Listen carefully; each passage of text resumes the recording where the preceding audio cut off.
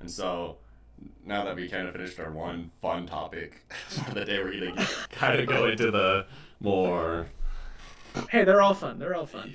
We're They're all fun. gonna get into the exciting The topics. fun ones. Sure. Anyways, so our first one, it's one that I recommended because it's something I tend to see just on social media. I'm not a very political person, and so like political stuff, I'm kind of leaving to these two. But just like something I just noticed with the way people act and respond on social media, because that's kind of like truly my like number one news source, which is pretty bad. But what I notice is people tend to view things in black and white, and that could be like an over assumption on my part, but I noticed like if you agree with one thing, that people automatically assume you disagree with others or you agree with even more just because it's a similar type deal. Like one like example I can think of is like say someone you dislike has a policy or just like an idea that they support, someone else could support that idea, and because they support that idea, you automatically think they support that person who supports the idea, and so like people are so quick to assume and make enemies of each other that way. It's something I noticed. I could be wrong with that, but and I could probably be making over assumptions on that, but it's something that I noticed. Just like people it just seems like everything is just black and white to people. You're either with them or against them. You can't support a Republican policy and support a Democrat policy at the same time. It's heresy to them, and it's just something I think that people need to work on or fix because it really closes off a lot of people's views on things. Like you can't say you're open minded if you assume everyone is either with or against you just based on one thing alone. And that's just a tendency I notice and see. And so that's pretty much what we're going to want to go into here if you guys have thoughts on that as well. So I'm gonna jump in first because um, there's an actual way to categorize that into a uh, when you analyze text. I learned this in my Foundations of Schooling course in the fall semester. An ideograph is actually an idea that evokes strong emotion in a large number of people, and a lot of the descriptions and examples are presidents using certain ideas and then attaching it to like an ideal. So that's saying like if you don't believe in this, then you also don't believe that our children should be educated. So it's like Mm-hmm.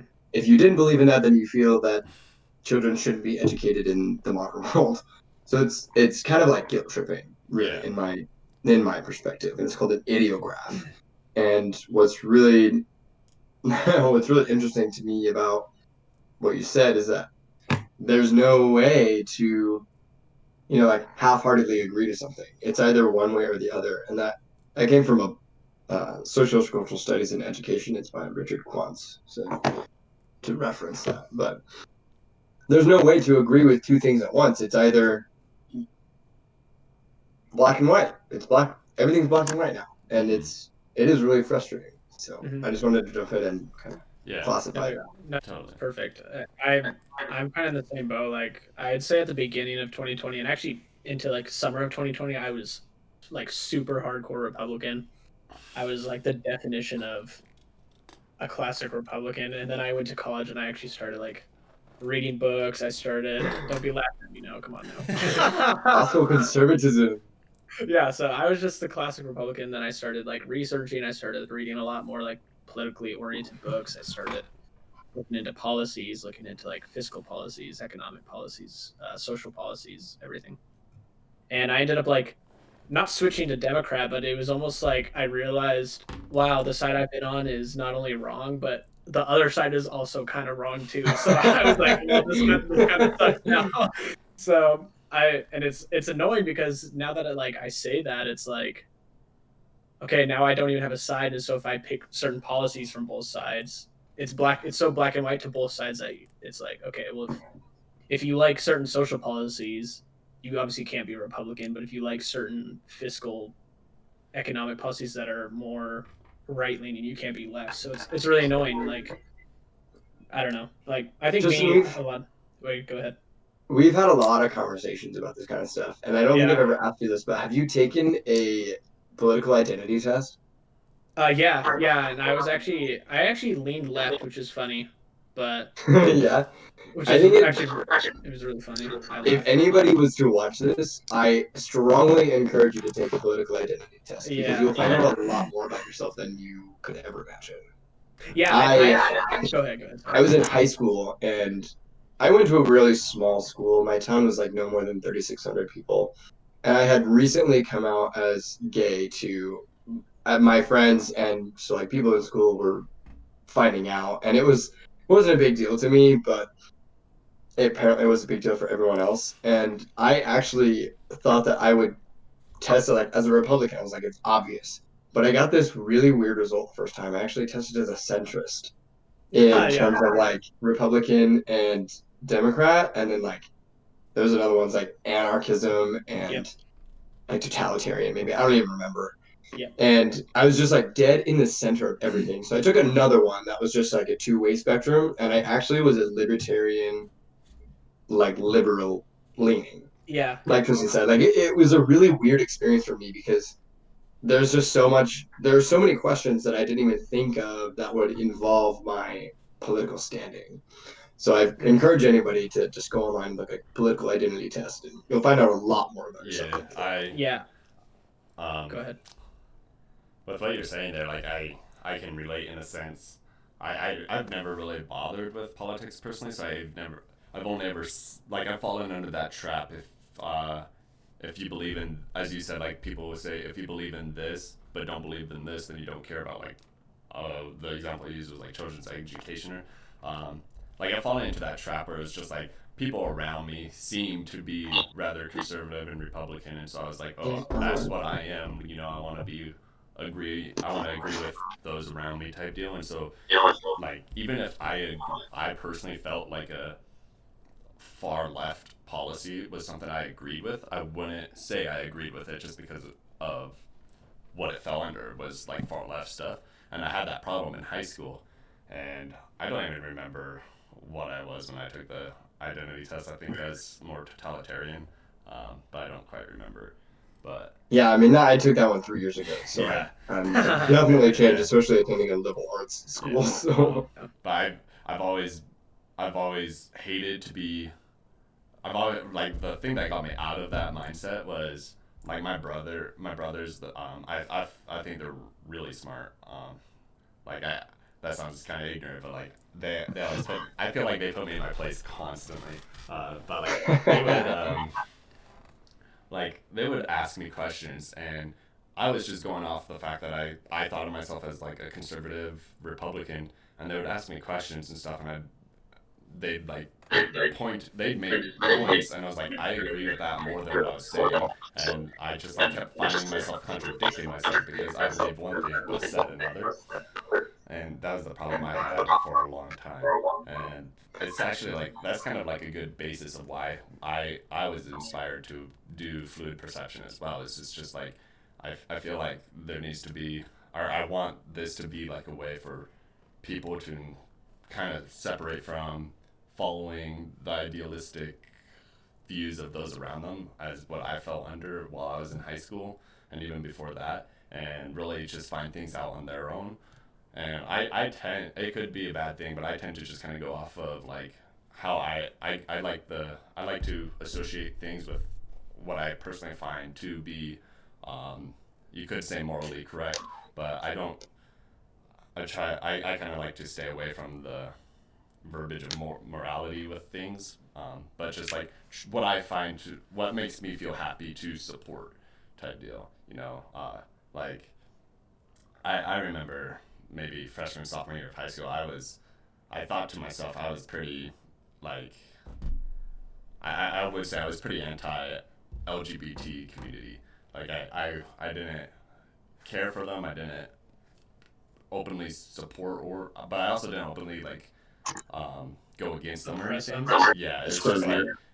if someone asked me personally, I was always like if someone was to ask for my personal preference, I was always against it for whatever reason. And as I Yeah. got I mean, you older, got it all. Now you got it all figured out. yeah, So and as I got older, I was like, why was that? Like, I believe in the rights for everyone. You know, like how can like if I was in that situation, like um, we kind of talked about in the first episode, like the power of empathy. I believe we did.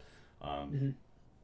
like if I was in, if I if I put myself in someone's situation that I was disagreeing with, and I tried to see it from their viewpoint, I realized like if I was talking to myself from their viewpoint, I would think to myself like, wow, like this guy is the enemy of my personal story type deal. Like I saw myself as the enemy, and it's like I don't like that. Like I obviously don't personally agree with what I'm saying, and so I was able to really change a lot of my viewpoints. And I don't think I'm like solid in really any of my viewpoints personally. I don't think anybody is. I Yeah. think that's the beauty of it is it's all a grand spectrum. There's no discreteness about it. Mm-hmm. Yeah. And there's I don't know why I just was thinking like what I was saying earlier, like there's no two ways up a mountain. Like anybody can take any path and get to the top somehow. It doesn't matter. Yep. I like that. And it's really weird That's an to analogy. think that people think that way. And there's really only one explanation to why there are such extreme views on the world. And I think it's obviously just education. I learned this semester about three different ideals, and it specifies to education of conservative views and of liberal views. Three different in each. So there were six in total. And I didn't even know that these like subgroups of conservatism and liberalism even existed. Mhm. So the fact that they were even applied to like a specific field was kind of crazy to me. And I really think it's just education is getting the ideas in people's heads so that they can think about them instead of oppressing. One really oppressive ideal is like the religious right, where parents send their kids to school and say you're only supposed to educate them on the Common Core, like don't touch their religion, don't touch their ideals of family or like social acceptance. Like that's a family's job. Don't do that. And so Yeah. I think it's really just understanding all of the viewpoints and then being able to choose your own. And like I said, that's kind of Yeah. the whole point of the show is to Yeah. be interpretive and discuss how to get to a certain point where it's like you can actually take in information and export your own interpretation instead of just, you know, kind of just be a transmitter for someone else's ideals. Yeah. Yeah. Like as much as I say this is for other people, I want it to be for other people, but like I truly think I'm doing this for myself. Like it's a way like Oh yeah. just for Well, me, it's kind of like a it's way kind of for like me a to teacher. grow. Like Yeah. teachers, as much as they teach students, they probably learn a lot themselves too. Mhm. So, yeah. Like one thing with the, if I can kind of recall my train of thought earlier,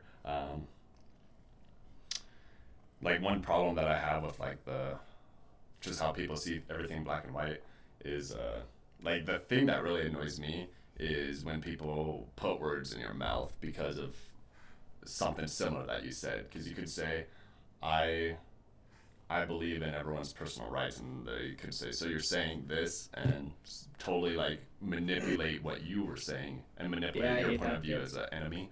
You could Yeah, say, if I had to give an example, it's like when you say I believe that everyone has a personal right to their body, and someone's like, "Oh, so you believe in abortion?" It's just Yeah. like, no, it's not yeah, like, and I'm not advocating for one side or the other. It's just like there's an assumption being made, mm, and the words Hmm. that you have said don't directly correlate, and that's just something that they interpret and put in your face, and you're just like, yeah. So I like, didn't say that. yeah. So like one thing with the, with what you just said there too, like the problem I have, especially when I try and talk, like, the thing I love with my brothers and their wives, like they constantly challenge me, like not in a bad way or anything. Like they like to do it so I can figure it out on myself. But like I kept running into the problem when they would ask me questions. I was like, just every single thing they would ask me, I kept thinking, I never saw it as a black and white thing they were asking. Like one discussion we had was just like what like my definition of feminism was, and I didn't have a definition because I couldn't. I felt like I had to answer it as it's the definition is either this or this, but just every single like topic to me, it's too complex for me to be able to even form a decent answer to. And so I kept running into that problem when they would ask me questions. They would just ask me what I took, like they would say, come up with an example of such and such is doing such and such. How would you respond? And I wouldn't be able to give a good answer just because I was too conflicted in my head because of all the different scenarios that I could see for it. So like an example would, not that I really want to get into abortion, but an example would be abortion because I'm like when there's stuff, it's such a complex just situation out there Yeah, that give an example. You have to yeah, what you can't like really say, I can't, because I think there's arguments for all sides, and it's not just two sides going against each other. It's not like pro-life versus pro-choice going against each other. There's so much complexity in each one that I feel like I'm ignorant if I was to even be able to give an answer. If I answered it, I would feel ignorant because I feel like I'm not taking in every view, like you were trapped. Yeah, and so Yeah. I've always tended to try and stay away from, or not stay away, but I've found myself not being able to answer questions. And that's the greatest thing about discussion. If I had to kind of full circle this, is that the best type of education comes from discussion. People learn things when we interact with other people. It's It's not just specifically from like people people just with sit in different their angles. room and figure out and have epiphanies on, Mhm. The perfect government system or the perfect way to run a school. Like a lot of people have to come together and discuss and debate, and we always find something that kind of works for everybody. Yeah, So and I that's mean, the importance of discussion. yeah, and even then, like how you were saying, like to come in together to decide how to run a school, like the kind of how that ties into this, or how I'm gonna tie it in, is how just such a simple thing of how to run a school, not that it's simple, but that topic or that situation is complex too because all the backgrounds each person's input has. So like if us three were to decide how a school would run, each of us have different reasons to give certain inputs, and those reasons have their own complex backgrounds to it as well. And that's where I always have struggled, but I also like it's something that I'm kind of proud or glad to be able to own up to, is the fact that I struggle to even come up with an answer because I'm aware that I see it so complex that I try to take in every viewpoint and not look for just one answer, but have multiple, or try and have multiple potential answers to And have it. a spectrum. I mean, the only thing that I can see being discrete versus continuous, and like discrete means numerically, I'm just gonna make an analogy. Is like discrete is like 1, 2, or 3. There's no numbers in between, and there's no numbers outside of that. Mm-hmm.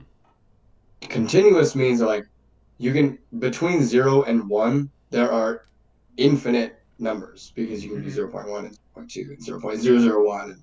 Like that's the difference between continuous and discrete, and that's what I think really matters here. So like it's not like political view is not black and white. There's no it's either 1 or it's 2. There's no mathematical answer. Not everything is analytical. Most things are interpretive, and I think that's I think it's a really great way to like. Yeah, I know. To bring it together. It's a good analogy. Yeah, exactly. I just want to like reiterate what Peyton said earlier, is to take like the political ideology test, and then once you take it and you've figured out your results, I would research the other side just to give yourself that knowledge of what the other side is. Because I think the thing that like I did that was wrong is, so when I took it back in high school, I was like literally the furthest right you could be, and instead of like trying to find out why, I just owned up to it. I was like, oh yeah, I'm a hardcore Republican. Like, deal with it. And so when I actually went to college and researched like the other side, and I'll just give an example of um, one that I ended up really liking was universal healthcare. Just research the other side because it'll, if anything, it'll just round out your knowledge on politics and even other topics as well, like education or just whatever it might be. Research the other side, Yeah. because that's the big thing that we've been talking about is Play black and your white. own I don't devil's think. advocate. Yeah, exactly. Yeah. Exactly. Like Taylor was explaining earlier, like when he put himself in the other side of the situation and saw himself as the enemy, I feel like that's a really important characteristic of somebody is that if you're Exactly. able to analyze the other side and then decide, wow, I was really being a terrible person. Yeah. I should reevaluate my life. Yeah. Yeah, exactly. Like something I do. I don't know how healthy you could say it is. It might be really healthy, but one thing I tend to do is like on social media, a lot of people, they see someone post something that is really controversial. Say someone posted really racist stuff on Facebook, and people are like, block him, remove him as a friend, just don't look at his stuff. They'll go and do that. I tend to like half of my Facebook friends list are people I absolutely like, not abolish, just like I have such disdain for, and like I just like everything they say, it just it sounds like crap coming through my ears. I'm like, what are you saying? But like, I keep them on there. Like half of my friends list are people like that. I keep them on there for a way for me to be able to see their side of things still. Even like racist people, I keep them on there not because I agree with them, but it's so I can see their point of view, so that I can because I do like playing devil's advocate, but not just for my own gain, but for everyone's. It allows me to see their point, to be able to say I do disagree with it. Because if I just ignored all the people I disagree with on a first level, like on the surface I disagree with, how much below that surface do I maybe agree with or possibly still disagree with? It's just like a way for me to be able to, like, if I was to be like, one instance is one of those people I've gotten, not really a debate or anything, it was actually more of a friendly discussion we had, but they didn't know what my views were or anything, but I wasn't I was arguing against them because of what they were saying, and I was able to recall things they posted because I had been following them and I was keeping up with what they were believing or viewing. And they could use the defense of they didn't personally believe what they posted, but that's all I was seeing getting posted. But they, at that same time, like, they didn't know where I was coming from because they either didn't follow me, but also I don't post on social media like ever. I try to stay out of it. I just like to see where other people are coming from. And like, they had a hard time with trying, because they were trying to put me in my place. I wasn't trying to put them in their place. I was just trying to kind of show them why I was disagreeing with them. I wasn't, because like I don't like that type of confrontation in the first place, and that's kind of like our big thing on here is like, if we disagree, we're not going to try and insult you or make you feel bad about what you're believing in, even if we think it's utter crap. Like, if we had someone on here who was like full on racist, like KKK level, I like, personally, I'm fully against that. Like, I think that's terrible, but at the same time, I'm not going to sit there and tell them they're a piece of crap for believing that, because I want them to, or I want to come about it in a healthy manner and hopefully an educational way, and hopefully help them out in an educational way. Yeah, and so like, just something I tend to do because of that black and white. Like, if someone disagrees with you, you tend to just ignore them, but I tend to listen to people I disagree with more than I agree with, because I am questioning my own beliefs, and that's something that always happens, and that's where I kind of got into that. I see everything so complex mindset is because I started to listen to people I didn't agree with, and I was able to see all of the points they were coming from, or like the reasons they were coming from, and that's just something I utilize all the time.